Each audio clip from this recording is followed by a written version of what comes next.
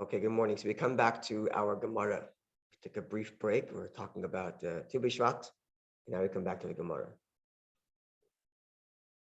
So we're middle of the throes of a deep discussion in the Gemara, deep halachic pilpul, a halachic, how do you translate pilpul? Back and forth analysis.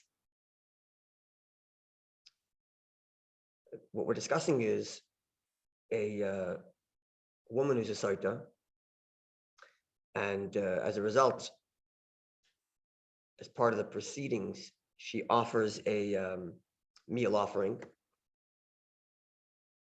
Now, if the meal offering were hers alone, then the procedure would be that a koimetz, a fistful, is offered on the altar, while the remainder of the meal offering, the remainder of the flour, is eaten by the kohen, by the priests who are serving.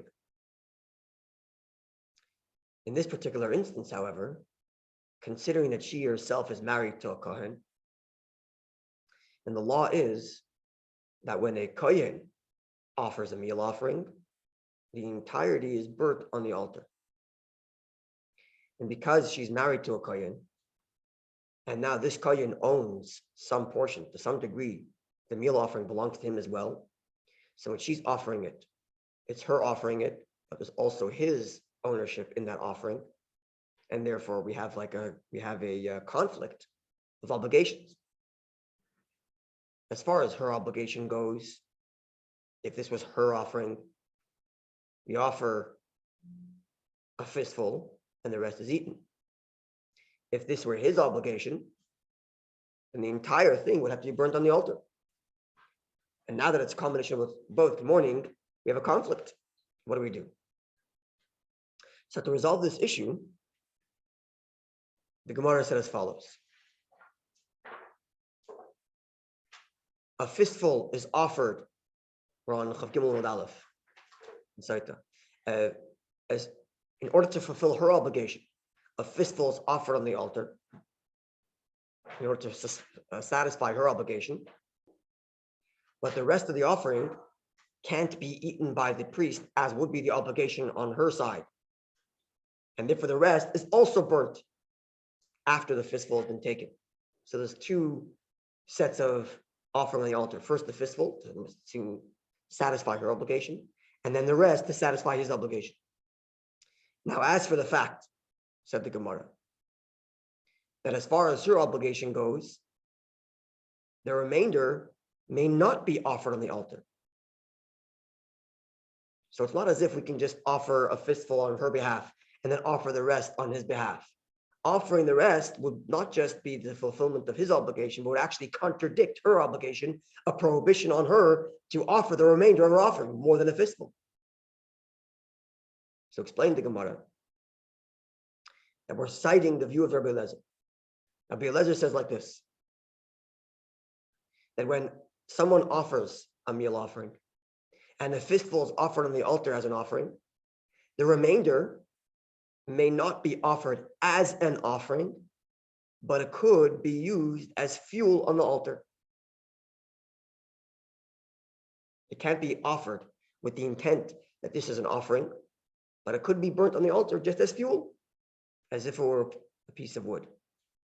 That's the language of the Gemara, as if it was eitzim, as if it was a piece of wood. And therefore, this would be the proceeding with this meal offering that the Sotah is bringing when she's married to a kohen. So first, a fistful is taken in the morning and offered on the altar. A fistful is taken and offered on the altar, and this satisfies her obligation. Now the remainder of the offering is in conflict. As far as the husband is concerned, it's got to be offered as an offering. As far as the woman is concerned, it may not be offered as an offering. So the kohen, when he offers that remainder, has the following intention in mind. If I am fulfilling the wife's obligation, let this be wood. Let this just be fuel for the fire, not an offering.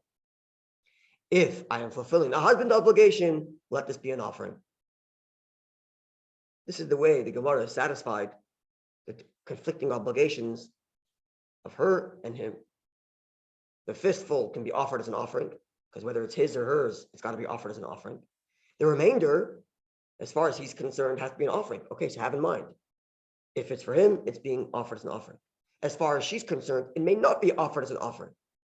And therefore, we're burning it on the altar, just as fuel for the fire. So there's a kind of condition being made in the mind of the kohen as he's offering the remainder. If it's for her, it's fuel. If it's for him, it's an offering. This is how the Gemara resolved it at the moment, and this is where we left off. Okay? Before I go further, just interject if we are not clear. Yeah, I just Yeah, to reiterate what we spoke about last time. Yeah. Is that you're trying to satisfy two conditions, but with the same. That's right. With the same corpus, like the same action. It's and the same substance. Trying to occupy this two things in the same space. Correct. It doesn't seem valid, but yeah, we acknowledged that last time. It seems a bit difficult because in the same act with the same substance, we are fulfilling two contradictory actions. It's the same act with the same substance. I'm burning the same remainder of the meal offering after the fistful has been taken, and I'm having in mind two contradictory obligations simultaneously. That as far as he's concerned, it's an offering. As far as she's concerned, it's decidedly not an offering, it's only fuel. So it sounds a bit difficult. But as I mentioned, it's not clear from Rashi, but it would seem that Rashi's telling us that it's a condition in the mind, which is something that could be off. I mentioned this last time, that if a person's in doubt about whether or not he's obligated to bring a certain animal as an offering, he's in doubt for whatever reason. The animal got lost and it was replaced, and now the animal's back, whatever the reasons are. It happens sometimes when a person's in doubt as to whether he's supposed to bring this as an offering. So what's often done is it's offered on the altar, and the kohen has in mind, if this is an obligation, if the owner is obliged to bring this offering, let this be in fulfillment of his obligation. If he is not obliged to bring this offering, let this be a donation of his willfully. Right? And I mentioned we do the same thing in our prayer sometimes. If a person is in doubt as to whether or not he's supposed to repeat the Shemona Esrei, but he's not sure if he said Yalav Yavoy on Rosh Chodesh, so he's in doubt as to whether he has to repeat the obligation, the Amidah. So he does it the same way he would have done it if he was bringing an offering in the temple. He repeats the prayer and has in mind, if I am obligated now to repeat the prayer because I didn't say Yalav Yavoy the first time, then let this be the fulfillment of my obligation. If I'm not obligated to repeat the Shemona Esrei because I already fulfilled it the first time, then let this be a donation. Let this be a voluntary donated prayer to God. So we have this notion of doing one act and having condition in mind. It's not a perfect model because over here, it's not a condition on one person whether he has the obligation or not. It's two contradictory obligations that are happening and being fulfilled simultaneously. So it's not a perfect model, but it gives us some idea as to this notion of conditional thoughts in the mind of the one doing the offering. It's not perfect, but it seems to me the best way to explain it. I'm sure there's many other commentaries that give other ways of framing it, but this is what it would seem emerges from Rashi. Okay, so now the Gemara continues, and it's 1, 2, 3, 4, 5 lines from the bottom of the page on Chav Gimel Modal of 23a, third to last word. Hanicha. This is all okay, resolving this issue by suggesting that we offer the fistful, satisfying her obligation to offer only a fistful. Then the remainder is offered with this condition that if it belongs to him, it's an offering, and if it belongs to her, it's just fuel for the fire. That is all okay, let Rabbi Lezer, if we're to follow the view of Rabbi Lezer. The Islay High Svara, who is indeed of the view that the remainder of a meal offering that belongs to an Israelite may be burnt as fuel. El Rabbanon, but the sages, the Leslahu High Svara, they do not agree with this view. They are of the view that if an ordinary Israelite, as this woman is, brings a meal offering, then the fistful is offered on the altar, and the rest may not be burnt on the altar for any reason. Certainly not as an offering, and not even as fuel for the fire. It may not be burnt on the altar. If that's the case, then we cannot satisfy her obligation by burning it on the altar and having in mind, if it's for him, it's an offering. If it's for her, let it be burnt as fuel. According to the sages, it may not be burnt as fuel even if it was hers. So how do we satisfy her and his obligation that's conflicting in one offering here, according to the sages? Clear? So ma'ikal meimar, what can we possibly suggest? Are we clear on this? I understand there's a little bit of twisting back and forth, but are we clear? Yeah, I think so. Then you can't have the condition. That's right. You can't have the condition because you can't burn. You can't burn altar even for fuel, in the sage's view. So it cannot be offered on the altar. The remainder cannot be offered on the altar, and yet we can't let the kohen eat it because, as far as his obligation goes, the kohen can't eat it. So we're stuck in conflict again. We're trying to fulfill both his and her obligation in one and the same offering. Because anytime a woman brings an offering, it's in partnership with her husband. And here she's bringing an offering because she's a Sotah and her husband's a kohen. So it's brought in partnership. As far as her obligation goes, we may not burn the remainder on the altar, even for fuel, as the sage's view is. And as far as his obligations go, we have to burn it. So what do we do? Says the Gemara like this: the Avid Lahu, the sages will follow Rabbi Lezer bar Reb Shimon, a different Rabbi Lezer, Rabbi Lezer son of Reb Shimon. The Tanya, for we've learned in the Mishnah text, Rabbi Lezer bar Reb Shimon, Rabbi Lezer bar Reb Shimon says, with respect to a meal offering that's offered as a result of a sin. So you'll remember when we first began this discussion, I described the axis of karbanos, of all offerings, the axis by which you understand how offerings work. On the bottom axis, we have what type of offering is it? Is it a sin offering? Is it a guilt offering? Is it a burnt offering? Is it a peace offering? And then on the other axis, we have what's the substance of the offering? Is it an animal? What kind of animal? Is it a bird? Is it wine? Is it flour? Is it oil? Right. And then depending on where on the axis you are, that'll tell you what to do with the offering. Yeah. So the meal offering can be offered in different points in the axis, right? It could be offered, as is the case, the first Sotah, which is a sin offering. It could be offered as a donation, voluntary offering. The person wants to express his gratitude to God or expresses whatever he wants to express. He brings a meal offering, the flour offering. And it could also be brought, and this is the third variable, the third type in terms of our Gemara. The third type is if it's a carbon oil of a yodid. A carbon oil of a yodid, which literally means a offering that goes up and down. What that means is someone who's obligated an offering for certain kinds of sins, shvuas bitoy, tumas kachim, not relevant right now, but the point is there are certain kinds of sins where there's no fixed offering that has to be offered. The offering depends on your financial means. So the bottom axis is a sin offering, but you've been given the variable to choose what you want on the other axis. If you're more capable, you bring an animal. If your financial means are a little more tight, you bring a bird. And if it's even more tight, you bring a meal offering. Yeah. So the case over here is not a Sotah who's bringing a meal offering. A kohen who's bringing a meal offering as a result of his financial constraint and having violated one of these sins that allow him to give a cheaper offering considering his financial situation. Is that clear?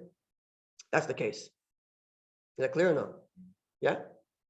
He's a kohen who performed a certain sin, and this sin allows him to choose the type, the substance of his offering, if it's an animal, if it's a bird, if it's wine, if it's flour, based on his financial means. And because he happens to be poor, so he goes with the poorest version and he brings a meal offering.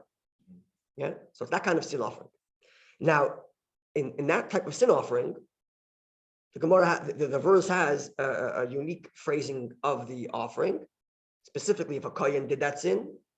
And the phrasing of the verse, at least the way Rabbi Lezer, son of Rabbi Shimon, understands the phrasing. Rashi explains for us how the phrasing works, and we're going to leave that for now. But the phrasing of the verse is such that on the one hand, it's like the ordinary kohen meal offering, which is burnt completely.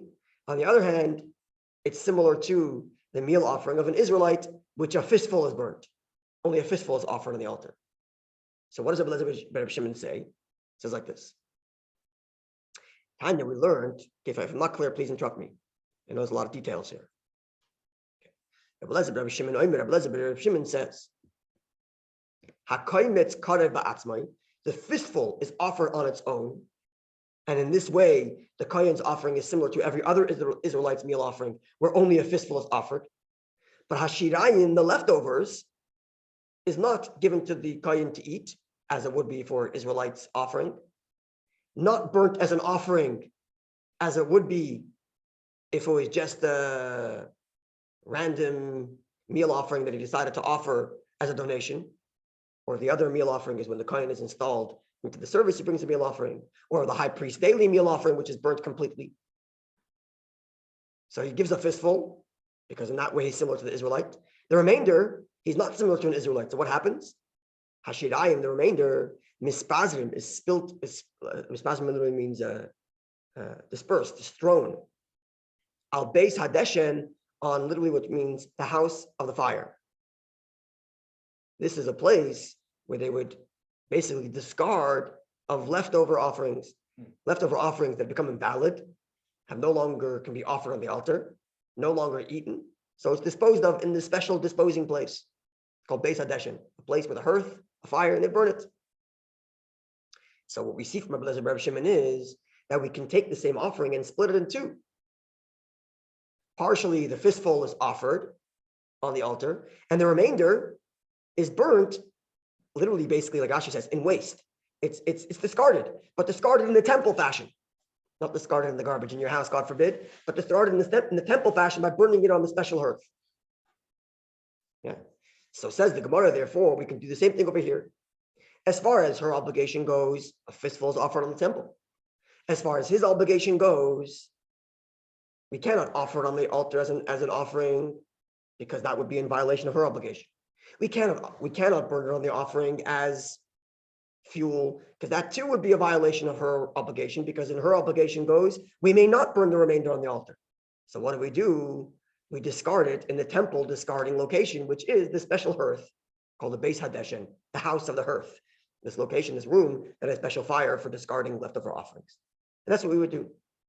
If a Sotah woman is bringing an offering and she's married to a Kohen, that's what we would do. Fistful on the altar to satisfy her obligation, the remainder burnt in this discarded special location, and that way we're not in violation of her obligation, because her obligation would be to not burn on the altar, and it's not being burnt on the altar, and we're not in violation of his obligation, because it's not being eaten by the Kohen, it's being discarded. This is in the view of Rabbi Shimon. Now the Gemara says, what about the sages who disagree with Rabbi Shimon? And they say that if the Kohen is of the view, if the Kohen is someone who sinned in this special sin, where if he's impoverished, he's allowed to bring a meal offering. In the sage's view, the entirety is burnt on the altar. Rabbi Shimon said, you take a fistful, offer on the altar, and the rest is burnt. So we can take that model and use it here for the Sotah woman who's married to a Kohen. But the sages don't have that model for this Kohen who sinned. In the sage's view, when the Kohen sins and he's poor and is therefore taking the cheapest offering, the meal offering, the entirety is burnt on the altar as an offering. So we don't have a model of splitting it between fistful and the rest.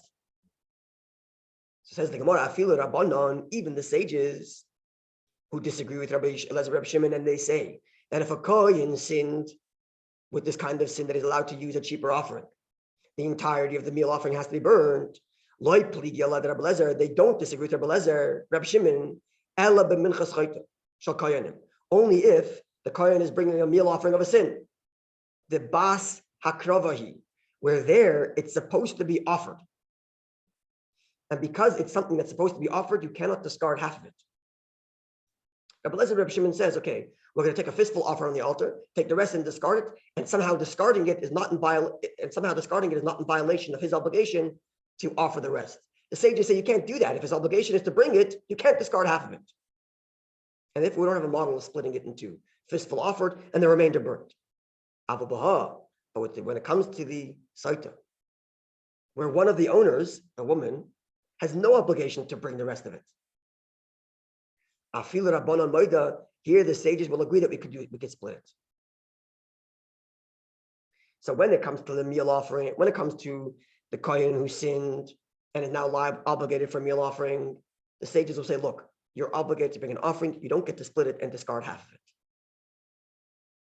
Even though Rabbi Lezer, Rabbi Shimon is of the view that you do split it, fistful offered and the rest discarded. But the sages will say, no, you have an offering, you have an obligation to bring an offering. You can't split it and discard half.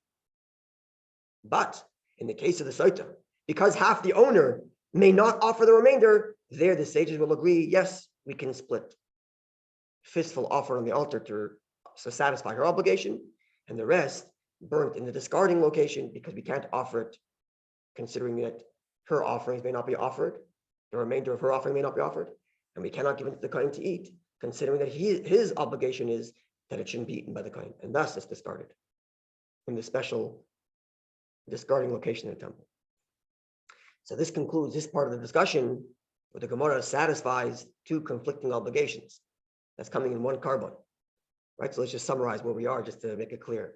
So clearly this isn't the one, I'm not sure what the name of the korban is, but one that you burn the entire thing. That would be an oila. It's a different part of the act. This is a chatos. Okay, right. Right, this is a sin offering in which part is burnt, the rest is eaten by the kohen. Right. Right, with the exception of if a kohen happened to be bringing this offering, then the entirety is burnt. Right. And it becomes an oila. Oh, Right. Okay, right. So here we have one meal offering owned by two people, the woman, the Sotah woman and her husband, the kohen. So as far as his obligation is concerned, it's got to be an oila, burnt offering. As far as her obligation is concerned, only a fistful is offered, the rest is eaten by the kohen. How do we satisfy both? Answer: fistful offered on the altar as a carbon as per her obligation. The remainder, which if it were just hers, would be eaten by the kohen, but because it's the kohen's, it now becomes a burnt offering and cannot be eaten by anybody. That is discarded in the special location in the temple. And this is in the But case. if it where a Sotah woman's married to a kohen, Right, right. if the Sotah woman was married to another Israelite, then no problem. They shared obligation. A fistful is put on the altar, and the rest is eaten by the kohen. No problem. If both the husband and no, let's put that aside.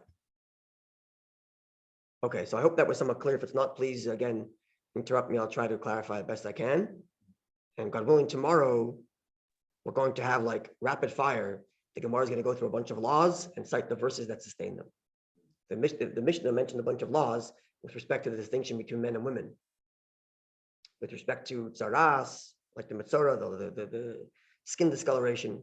With respect to the laws of when their relationship is forbidden and the effect it has on children. What else? The laws of Nazir.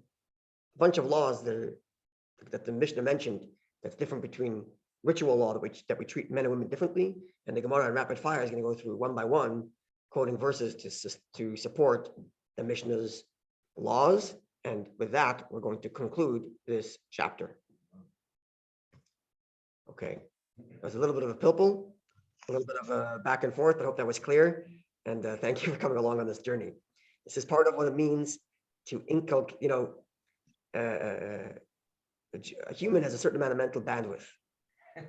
And the more we use that mental bandwidth for Torah, the more divine the mental bandwidth is.